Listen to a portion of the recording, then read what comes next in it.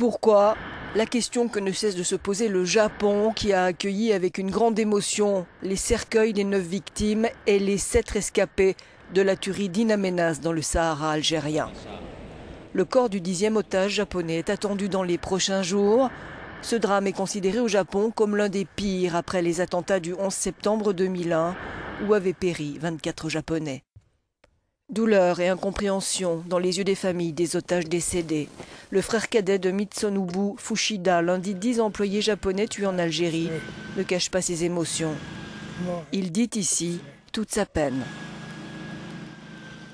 Au siège de l'entreprise JGC dans la banlieue de Tokyo, qui a perdu 10 de ses 17 salariés là-bas, collègues ou inconnus amènent des fleurs et honorent la mémoire des victimes.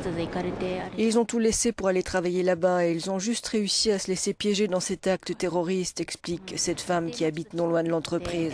Je suis vraiment désolée. Je connais bien JGC, alors je viens leur rendre hommage avec ces fleurs. La Roumanie, pour sa part, a enterré jeudi ses 2 ressortissants tués en Algérie. Tiberiu Costace, ingénieur, avait 36 ans. Après avoir fêté Noël avec son fils de 7 ans et sa femme enceinte, il venait de retourner en Algérie. Il est parti là-bas parce qu'il voulait ensuite construire une maison, explique cette voisine. Ils attendaient un autre enfant, c'était un homme très agréable.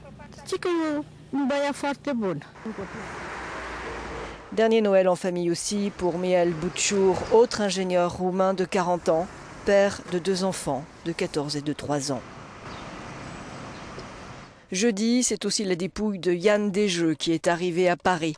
Âgé de 52 ans, il s'occupait de la logistique sur la base de vie du site gazier. Ce que je sais, c'est que tous les témoignages que nous avons jusqu'à ce jour nous montrent quelqu'un qui s'est comporté comme un héros.